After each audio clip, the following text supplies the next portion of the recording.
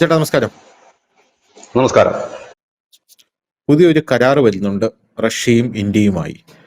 അത് ചില്ലറ കരാറല്ല, വളരെ വലിയൊരു കരാറാണ്. കാരണം റഷ്യയും ഇന്ത്യയും ഇത്തരത്തിലൊരു കരാറിൽ ഏർപ്പെടുമ്പോൾ ഒരുപാട് രാജ്യങ്ങൾക്ക് ചങ്കിടിപ്പുണ്ട്. ഇപ്പൊ കഴിഞ്ഞ ദിവസം തന്നെ നമ്മൾ ന്യൂസിന്റെ മലയാളത്തിൽ ഒരു വാർത്ത കൊടുത്തിരുന്നു. കഴിഞ്ഞ ദിവസമല്ല, ഇന്ന് രാവിലെ കൊടുത്തതാണെന്ന് തോന്നുന്നു കേട്ടോ. മറ്റേ ഐസ് ബ്രേക്കർ ഷിപ്പുകൾ 28 എണ്ണം അത് റഷ്യക്ക് ഉണ്ട്. അമേരിക്കയ്ക്ക് എത്ര എണ്ണം ഉണ്ടെന്ന് ചോദിച്ചപ്പോൾ ഒരെണ്ണം മാത്രമേ ഉള്ളൂ. അപ്പൊ സ്വാഭാവികമായിട്ട് ഐസ് ബ്രേക്കർ ഷിപ്പുകൾ ഉപയോഗിക്കുന്നത് ഐസ് ബ്രേക്ക് ചെയ്ത ആർട്ടിക് അന്റാർട്ടിക് റീജിയനുകളിൽ മുന്നിലേക്ക് പോകാനാണ്. അത് ഞാൻ ഷിപ്പ് അത്യന്താപേക്ഷിതമാണ്. അപ്പോൾ ആർട്ടിക് അന്റാർട്ടിക് മേഖലയിൽ എന്തിനാണ് നമ്മൾ പോകുന്നതെന്ന് ചോദിച്ചു കഴിഞ്ഞാൽ പല ആൾക്കാർക്കും അറിയില്ല എന്താണ് ആർട്ടിക് അന്റാർട്ടിക് മേഖലയിൽ ഈ രാജ്യങ്ങൾ ചെയ്യുന്നതെന്ന്. പല തരത്തിലുള്ള യുദ്ധമാണ്. നമ്മൾ എന്തിനാണ് ചന്ദ്രനിലോട്ട് നമ്മൾ സോഫ്റ്റ് ലാൻഡ് ചെയ്തത് ചന്ദ്രന്റെ സൗത്ത് പോളിൽ? അപ്പൊ അത് ചോദിക്കുമ്പോഴും ചുമ്മാ ഒരു ഗുമ്മിന് സോഫ്റ്റ് ലാൻഡ് ചെയ്തു എന്ന് പറയുന്ന ആൾക്കാരാണ് ഇപ്പോഴും ഉള്ളത്. അവിടെ ഹീലിയം ഐസോട്ടോപ്പ് എന്ന് പറയുന്ന ഒരു വലിയ വാതകമുണ്ട്.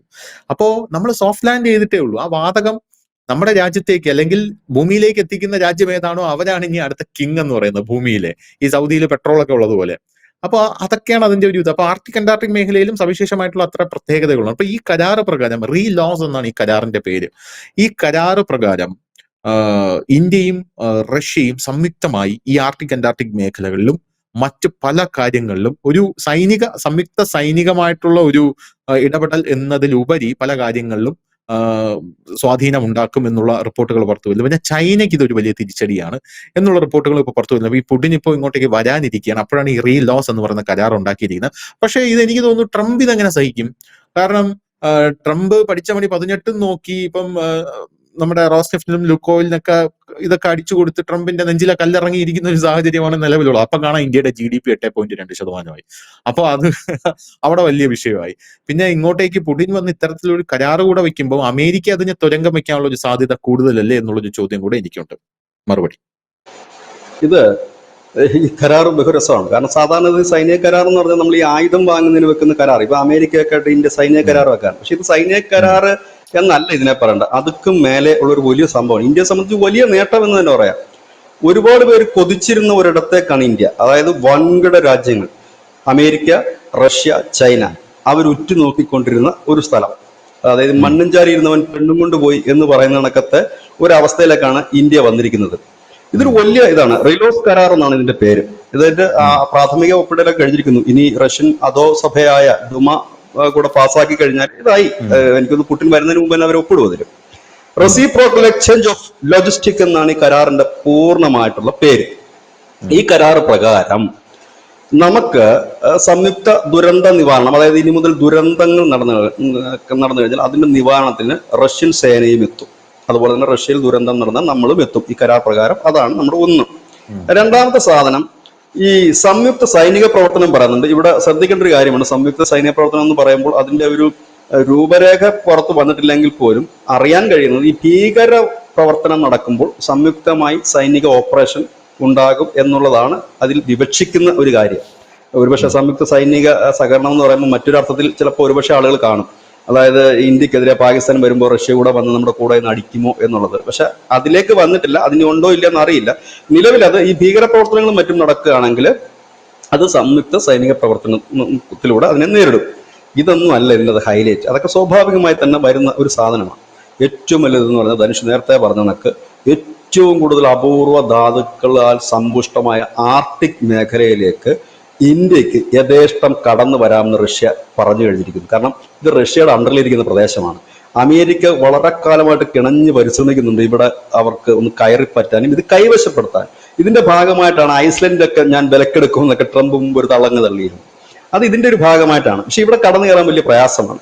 അതിനകത്ത് ഇപ്പം നേരത്തെ ധനുഷ് പറഞ്ഞ ഐസ് ബ്രേക്കർ ഷിപ്പിന്റെ കാര്യം തന്നെയേ ഉള്ളൂ. കാരണം ഇവിടുത്തെ സർവാധിപതി എന്ന് പറയുന്നത് റഷ്യ. അപ്പൊ ഈ സ്ഥലത്ത് റഷ്യയെ സോപ്പിട്ടുകൊണ്ട് ഒരു കരാർ ഒപ്പിച്ച് ഇവിടെ കയറാൻ വേണ്ടി ചൈനയും കുറേ നാളായിട്ട് ശ്രമിക്കുന്നുണ്ട്. ഇന്ത്യ ആവട്ടെ ഇവിടെ പര്യവേഷണം നടത്താനായിട്ട് റഷ്യയുടെ പുറകെ നടക്കാൻ തുടങ്ങിയിട്ടും നാളുകളേറെ. അപ്പൊ ഒരുപാട് പേര് കണ്ണു വെക്കുന്ന ഒരു മണ്ണാണ്, അല്ലെങ്കിൽ മണ്ണെന്നല്ല, ഒരു പ്രദേശമാണ് ഈ ആർട്ടിക് മേഖല. ഇവിടേക്കാണ് ഇപ്പോൾ ഇന്ത്യക്ക് എല്ലാ സഹായങ്ങളും, ലോജിസ്റ്റിക് സഹായം, അതായത് അതിൽ എടുത്തു പറയുന്ന കാര്യങ്ങൾ. ഇന്ത്യയുടെ ഈ കഠിനമായ തണുപ്പിലും മറ്റുമൊക്കെ പ്രവർത്തിക്കുന്ന ഷിപ്പുണ്ട് നമ്മുടെ തൻവാർ ക്ലാസ് ഫ്രിഗേറ്റുകൾ, INS വിക്രമാദിത്യ പോലെയുള്ള കപ്പലുകൾക്ക് യഥേഷ്ടം വന്നു ഉം. പോകാൻ ഈ കരാർ പ്രകാരം റഷ്യ അനുവദിക്കുന്നുണ്ട്. ഒപ്പം തന്നെ ഉം. റഷ്യ അവിടെ വെച്ച് പരിശീലനവും നൽകും ഈ കപ്പലുള്ളവർ. കാരണം തണുത്തുറഞ്ഞ പ്രദേശത്ത് സ്വാഭാവികമായും പലരും ചോദിക്കും, ഇന്ത്യ എന്തിനാണ് ഈ തണുത്തുറഞ്ഞ ഐസും പ്രദേശത്തൊക്കെ യുദ്ധത്തിന് പോകുന്നതെന്ന്. ഭാവിയിലെ യുദ്ധം നമുക്ക് അറിയില്ലല്ലോ എങ്ങനെയാണ്. പക്ഷെ ഇന്ത്യ, എനിക്ക് തോന്നുന്നു ഇന്ത്യയുടെ ലക്ഷ്യങ്ങൾ പലതാണ്. കാരണം ഇതിനോട് ചേർന്ന് കിടക്കുന്ന സൈബീരിയ, റഷ്യയോട് ചേർന്നുള്ള സൈബീരിയയിൽ നിന്ന് നിലവിൽ നമ്മൾ ഉം. യമാൽ പെനിൻസുല വഴി ഈ LNG വാതകം ഇറക്കുമതി ചെയ്യുന്നുണ്ട്. അപ്പം നമുക്ക് ഈ ആർട്ടിക് ഉം. മേഖലയിൽ കൂടെ നമുക്ക് യഥേഷ്ടം കടന്നു ചെല്ലാൻ കഴിഞ്ഞാൽ ഇതിന് കുറച്ചുകൂടെ എളുപ്പമാകും. ഇതിനുള്ള സഹായം റഷ്യ നൽകും എന്ന് റഷ്യ ഈ കരാറിൽ ഉം. പറയുന്നുണ്ട്. ഒപ്പം തന്നെ റഷ്യയുടെ വിവിധ ഭാഗങ്ങളുള്ള, ലോകത്തിന്റെ വിവിധ ഭാഗങ്ങളുള്ള നാവിക താവളങ്ങളിൽ ഇന്ത്യൻ ഉം. നാവികസേനയ്ക്ക് കടന്നു വരാനും ഈ കരാർ അനുവദിക്കുന്നു. അതായത് ഇന്ത്യൻ പടക്കപ്പലുകൾക്ക് യഥേഷ്ടം അവരുടെ ഈ റഷ്യയുടെ നാവിക താവളങ്ങൾ ഉപയോഗിക്കാം. അതെനിക്ക് തോന്നുന്നത് ഇന്ത്യ റഷ്യ ബന്ധത്തിൽ ഒരു വലിയ നാഴികക്കല്ലാണ്. ഈ ആർട്ടിക് ഉം. പ്രദേശം തുറന്നു കൊടുക്കുന്നു എന്ന് പറയുമ്പോൾ തന്നെ അതൊരു സുപ്രധാന നീക്കമാണ്. നേരത്തെ ധനുഷ് അതെ. പറഞ്ഞതൊക്കെ ട്രംപ് ഇത് എങ്ങനെ സഹിക്കുമോ എന്നുള്ളത് കണ്ടറിയണം. ഇപ്പൊ നിലവില് ആർട്ടിക്കിന്റെ ഒരു മെയിൻ ഇത് എന്ന് പറഞ്ഞാൽ റഷ്യയുടെ അണ്ടറിലേക്കാണ്. അവിടേക്കാണ് ഇന്ത്യ കൂടെ അവർ കൊണ്ടുപോകുന്നത്, വരൂ ഞങ്ങളുടെ ഒപ്പം എന്നുള്ളത് പറയുന്നത്. അതായത് ഉം. ചൈനയുമായിട്ട് നിലവിൽ അങ്ങനെയൊന്നുമില്ല, പക്ഷെ അവർ പര്യവേഷണം നടത്തുന്നുണ്ട്, ഇന്ത്യയും പര്യവേഷണം നടത്തുന്നുണ്ട്. പര്യവേഷണത്തിന് റഷ്യയുടെ ഇതാണ് ഉപയോഗിക്കുന്നത്, അവരുടെ പ്ലാറ്റ്ഫോമാണ് നമ്മൾ ഉപയോഗിക്കുന്നത്. കാരണം അത് ഉപയോഗിക്കാൻ തൽക്കാലം നിർവാഹമുള്ളൂ. അവരുടെ കീഴിൽ നമ്മൾ വേറെ പ്ലാറ്റ്ഫോം വെച്ചിട്ടാണ് നമ്മൾ അതിനെ ഉപയോഗപ്പെടുത്തുന്നത്. ഇനി അപ്പോൾ അങ്ങനെയുള്ള രണ്ട് കാര്യങ്ങളാണ് ഇതിൽ പറയുന്നത്.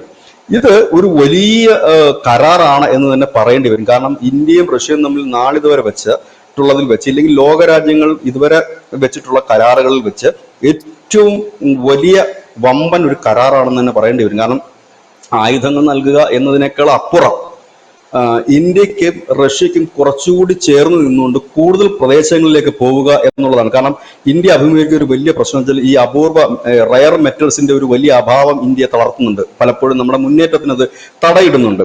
ഉം. ഏതായാലും അത് 2030 31 പരിഹരിക്കപ്പെടുമെന്നാണ് മന്ത്രി പറയുന്നത്. എങ്കിൽ പോലും അതിന് കഴിഞ്ഞ ദിവസം പ്രധാനമന്ത്രി അതിന് ഫണ്ടും അനുവദിച്ചിട്ടുണ്ടായിരുന്നു, അതിന്റെ ഖനനത്തിന്റെയും പ്രോസസ്സിങ്ങിനും മറ്റുമൊക്കെ ആയിട്ടുള്ളത്.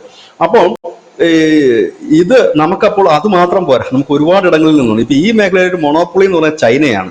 ഒപ്പം തന്നെ ഇത് അമേരിക്കയ്ക്ക് ആവശ്യമുണ്ട്, പല രാജ്യങ്ങൾക്ക് ആവശ്യമുണ്ട്. അമേരിക്ക ഈ ആർട്ടിക് മേഖലയെ പിടിമുറുക്കാനുള്ള പ്രധാന കാരണത്തിൽ ഇവിടുത്തെ ഈ ധാതുക്കളെ കണ്ടുകൊണ്ട് തന്നെയാണ്. അതല്ലാതെ അവർക്ക് ഈ മഞ്ഞുമൂടി അല്ലെങ്കിൽ തണുത്തുറഞ്ഞൊരു പ്രദേശം അവർക്ക് ആവശ്യമില്ല. അത് കണ്ടുകൊണ്ടാണ് അവർ വരുന്നത്. ചൈനയ്ക്കും ലക്ഷ്യം അതാണ്. കാരണം ചൈനയാണ് ഇപ്പോൾ ലോകത്തിലെ ഭൂരിഭാഗം പ്രദേശങ്ങളിലെയും അപൂർവ ധാതുക്കൾ നിയന്ത്രിക്കുന്ന രാജ്യം ചൈനയാണ്. അപ്പോൾ ഇത് വന്നു കഴിഞ്ഞാൽ ഇന്ത്യക്കും റഷ്യക്കും അത് ലോകത്തിലെ തന്നെ ഒരു നമ്പർ 1 പദവിയിലേക്ക് അവർ ഉയരും. കുറച്ചു നാൾക്ക് മുമ്പ് നമ്മൾ ഈ പ്ലാറ്റ്ഫോമിൽ ചർച്ച ചെയ്തൊരു കാര്യമുണ്ട്. ഇന്ത്യയിലെ ഖനന കമ്പനികൾ, ഏതാണ്ട് 4ഓളം ഖനന കമ്പനികൾ, അന്നത്തെ ചർച്ച ഞാൻ ആ ഖനന കമ്പനിയുടെ പേരുകൾ പറഞ്ഞിരുന്നു.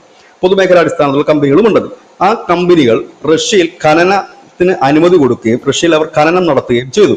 അതായത് ഇനി ഇന്ത്യയും റഷ്യയും സംയുക്തമായി നടത്തുന്നത് ഈ അപൂർവ ധാതുക്കളുടെ ഖനനമാണ്. കാരണം ഇനിയിപ്പോൾ ലോകത്ത് സംഭവിക്കാൻ പോകുന്ന വെച്ചാൽ ഈ യുദ്ധത്തെക്കാൾ കൂടുതൽ നടക്കാൻ പോകുന്ന ഒരു സാധനം, എണ്ണയുള്ളവൻ എണ്ണ പിടിച്ചു വെക്കുക, അപൂർവ ധാതുക്കളുള്ളവൻ അപൂർവ ധാതുക്കൾ പിടിച്ചു വെക്കുക, അങ്ങനെ ബുദ്ധിമുട്ടിക്കുക. അങ്ങനെ ബുദ്ധിമുട്ടിക്കുമ്പോൾ സ്വാഭാവികമായി സാമ്പത്തിക രംഗം തകരും ഓരോ രാജ്യങ്ങളുടെയും. ആ സാമ്പത്തിക രംഗം തകരുമ്പോൾ സ്വാഭാവികമായി തന്നെ ആ രാജ്യം ഡൗൺ ആയി പോകും. ഇതാണ് ഇപ്പോൾ ലോകത്ത് നടന്നുകൊണ്ടിരിക്കുന്നത്. അതിന് കൂടുകയുള്ളൂ. എന്തുകൊണ്ടാണ് ട്രംപ് താരിഫ് വർദ്ധിപ്പിച്ചത്? അതായത് അധിക ബാധ്യത വരുമ്പോൾ സ്വാഭാവികമായി ഇന്ത്യയുടെ വ്യവസായങ്ങൾ തകരുമെന്ന് അദ്ദേഹം കണക്കുകൂട്ടി. പക്ഷെ ആ കണക്കൂട്ടലെ കവച്ചു വെച്ചുകൊണ്ടാണ് ഇപ്പോൾ മുന്നേറ്റം നടത്തുന്നത്. അത് മറ്റൊരു കാര്യം. എങ്കിൽ പോലും ഭാവിയിൽ ഇത്തരത്തിൽ ഒരു കാര്യങ്ങൾ വന്നേക്കാം. അതായത് നമ്മളുടെ സ്വന്തം ഭൂമിക്ക് അപ്പുറത്തേക്ക് മറ്റു രാജ്യങ്ങൾ നീങ്ങിക്കഴിഞ്ഞു. നേരത്തെ പറഞ്ഞ നല്ലൊരു ഉദാഹരണമാണ് ചന്ദ്രയാനിലേക്ക് നമ്മൾ നടത്തിയ ദൗത്യം. വെറുതെ ഒരു ഉപഗ്രഹം വിട്ട് പൈസ പൊട്ടിച്ചു കളയാനല്ല, അതിന് വലിയൊരു ലക്ഷ്യമുണ്ട്, ഒരു ദൗത്യമുണ്ട് നമുക്ക്. ഈ ദൗത്യം ലോകത്തെ വൻകിട രാജ്യങ്ങളായിരുന്നു ഇതിനു മുമ്പ് ചെയ്തുകൊണ്ടിരുന്നത്. അമേരിക്ക പോലെയുള്ള, ചൈന പോലെയുള്ള, റഷ്യ പോലുള്ള രാജ്യങ്ങൾ ചെയ്തുകൊണ്ടിരുന്നിടത്താണ് ഇപ്പോൾ ഇന്ത്യ അതിലേക്ക് കടന്നു ചെല്ലുന്നത് എന്നുള്ളതാണ് ഈ വാർത്തയുടെ ഏറ്റവും വലിയ ഹൈലൈറ്റ്. രണ്ടാമത്തെ കാര്യത്തിൽ റഷ്യ ഇപ്പോൾ സാമ്പത്തികമായി തകർന്നു നിൽക്കുന്ന അവസ്ഥയാണ്. കാരണം അവർക്ക് അവരുടെ കയ്യിൽ ടെക്നോളജി ഉണ്ട്, അതിനുള്ള മിഷനറീസ് ഉണ്ട്, സ്കിൽഡ് ആയിട്ടുള്ള ആളുകളുമുണ്ട്. പക്ഷെ അവർക്കത് മുൻപോട്ട് കൊണ്ടുപോകാനുള്ള സാമ്പത്തികമില്ല. ഇവിടെയാണ് ഇന്ത്യയെ പോലെ വിശ്വസിക്കാൻ കൊള്ളാത്ത ഒരു സുഹൃത്ത് പണവുമായി നിൽക്കുന്നു. അങ്ങനെ വരുമ്പോൾ സ്വാഭാവികമായി ഇന്ത്യക്ക് അത് ഓപ്പൺ ചെയ്ത് കൊടുക്കാൻ അവർ സമ്മതമാണ്. ചൈനയെ ഞാൻ മുമ്പും പലവട്ടം ഈ ചർച്ചകളിൽ പറഞ്ഞിട്ടുണ്ട്, ചൈനയെ റഷ്യ ഇന്ത്യയെ കാണുന്നത് പോലെ അല്ല കാണുന്നത്. കാരണം ഒരു ചതിയൻ എന്നുള്ള ഒരു രീതിയിൽ തന്നെയാണ് കാണുന്നത്. കാരണം അവർ തമ്മിൽ അത്ര സുഖകരമായ ബന്ധമായിരുന്നില്ല. പിന്നെ താൽക്കാലികമായിട്ട് ഉള്ളൊരു ബന്ധം തന്നെയാണുള്ളത്. അതുകൊണ്ട് തന്നെയാണ് S-400 രണ്ട് തരത്തിലേക്ക് വിതരണം ചെയ്യേണ്ടി വന്നത്. അപ്പം ഉം. ഇങ്ങനെയൊക്കെ ഉള്ള ഒരുപാട് കാര്യങ്ങളുണ്ട്. കാരണം ചൈനയ്ക്ക് അവിടെ ഒരു ഇടം കൊടുത്തു കഴിഞ്ഞാൽ അത് റഷ്യക്ക് പണിയാകും എന്ന് റഷ്യക്ക് നന്നായിട്ട് അറിയാം. ഈ അടുത്ത സമയത്ത് 1.5 മാസം മുമ്പായിരുന്നു റഷ്യയിൽ നിന്നൊരു ചൈനീസ് ചാരനെ പിടികൂടുകയും മറ്റുമൊക്കെ ചെയ്തിരുന്നു. അപ്പൊ അവിടെ അങ്ങനെ അതെ അതെ. ഇന്ത്യ പോലത്തെ ഒരു ഊഷ്മള ബന്ധമില്ല. ഇന്ത്യ എന്ന് പറഞ്ഞാൽ നമ്മള് എന്താ ഇപ്പോഴത്തെ ഒരു പുതിയ സോഷ്യൽ മീഡിയ വാക്ക് കടമെടുത്ത ചങ്ക് ഫ്രണ്ട്ഷിപ്പാണ് അതുള്ളത്. മറ്റേത് അതെ അങ്ങനത്തെ ഒരു അതെ. ഫ്രണ്ട്ഷിപ്പ് അല്ല, അത് ഫ്രണ്ട്ഷിപ്പ് മാത്രമാണ്, അങ്ങനത്തെ ഒരു ഉം. ബന്ധമാണ്. അപ്പൊ ഈ ഒരു കരാറ് എന്ന് പറയുന്നത്, റിലോസ് കരാറ് എന്ന് പറയുന്നത് ഒരു നാഴികക്കല്ലായി മാറും. ഇത് ഉം. ഉം. നമ്മുടെ ഉം. ശ്രീമാൻ ട്രംപിന്റെ കലിപ്പ് കൂട്ടുകയേ ഉള്ളൂ, അല്ലാതെ കുറയ്ക്കുമെന്ന് എനിക്ക് തോന്നുന്നില്ല. മറ്റ് യെസ്. ചെറിയ രണ്ട് വാർത്തകളോട് പറഞ്ഞ് നമുക്ക് ഇത് അവസാനിപ്പിക്കാം. ഉം. ഇന്തോനേഷ്യയിൽ കൂടുതൽ സോയാബീൻ ഇറക്കാനായിട്ട് ഇന്ത്യ ഇപ്പോൾ തീരുമാനിച്ചിരിക്കുന്നു. എനിക്ക് ആ വാർത്ത വായിച്ചപ്പോൾ ചിരിയാണ് വന്നത്. കാരണം മറ്റൊന്നും കൊണ്ടല്ല, ട്രംപ് അവിടെ കെട്ടിക്കിടക്കുന്ന സോയാബീൻ എങ്ങനെ ഇവിടെ വിറ്റഴിക്കാമെന്ന് പറഞ്ഞ് ആലോചിച്ചിട്ട് തലമുണ്ടാക്കുമ്പോഴാണ് ഇന്ത്യ ആ വ്യാപാര കരാറിൽ ഒപ്പുവെക്കുന്നതിന് മുമ്പ് തന്നെ ഇന്തോനേഷ്യയിൽ കൂടുതൽ സോയാബീൻ ഇറക്കുമതി ചെയ്യാൻ തീരുമാനിച്ചത്. അതും ട്രംപിന്റെ കലിപ്പ് കൂട്ടാനുള്ള സാധ്യതയാണ് കൂടുതൽ കൂട്ടുന്നത്. മറ്റൊന്ന്, ഇനി ഇന്തോനേഷ്യ വഴി അമേരിക്കയുടെ സോയാബീൻ ഇങ്ങോട്ടേക്ക് ഇറക്കുമോ എന്നുള്ളത് അറിയില്ല. മറ്റേ ഒരു കലിപ്പ് എന്ന് പറഞ്ഞാല് ഇപ്പൊ ഇതാണ്, ഇനി സൗദി അറേബ്യ ഇപ്പോൾ ഒരു വലിയ പ്രഖ്യാപനം നടത്താൻ പോകുന്നു എന്നുള്ളൊരു വാർത്ത പുറത്തു വരുന്നു. ക്രൂഡ് ഓയിലിന്റെ വില കുറയ്ക്കുകയാണ് അവർ. കാരണം അവരുടെ വിപണി നഷ്ടപ്പെട്ടിരുന്നു ഈ റഷ്യയിൽ നിന്ന് ഇന്ത്യയും ചൈനയും ഒക്കെ എണ്ണ വാങ്ങാൻ തുടങ്ങിയപ്പോൾ. അതുകൊണ്ട് റേറ്റ് കുറയ്ക്കാൻ അവർ തീരുമാനിച്ചു. അത് ഇന്ത്യയെ സംബന്ധിച്ച് വലിയ നേട്ടം തന്നെയാണത്. കാരണം എണ്ണ അവിടെ നിന്ന് നമുക്ക് കൂടുതൽ, നമ്മുടെ ഒരു പോളിസി തന്നെ എവിടെ വില കുറച്ച് കിട്ടുമോ അവിടെ നിന്നൊക്കെ നമ്മൾ വാങ്ങുമെന്നുള്ളതാണ്. അപ്പൊ അവരത് വില കുറയ്ക്കുക, അതും ഒരു വലിയ ഒരു പ്രഖ്യാപനം എന്ന് പറയേണ്ടി വരും. കാരണം കഴിഞ്ഞ 5 വർഷമായിട്ട് അവർ വിലയൊന്നും കുറച്ചിട്ടില്ല. ഇന്ത്യ ഏറെക്കാലമായിട്ട് ഒപ്പക് രാജ്യങ്ങളോട് ആവശ്യപ്പെടുന്ന നിങ്ങൾ ഉത്പാദനം കൂട്ടൂ, വില കുറയ്ക്കൂ, ഏഷ്യൻ രാജ്യങ്ങൾക്ക് വില കുറച്ച് തരൂ എന്ന് പറഞ്ഞിട്ട് ഇതുവരെ കേട്ടിട്ടില്ല. പക്ഷെ ഇപ്പോൾ അവരതിന് നിർബന്ധിതരായിരിക്കുന്നു. കാരണം ഏറ്റവും വലിയ ഉപഭോക്താവ് എന്ന് പറഞ്ഞ് ഇന്ത്യയും ചൈനയും ഒക്കെയാണ്. ആ വിപണി കണ്ടുകൊണ്ട് അവര് റേറ്റ് കുറയ്ക്കുന്നു, കച്ചവടം കൂടുതൽ പിടിക്കുക എന്ന ലക്ഷ്യവുമായിട്ട്.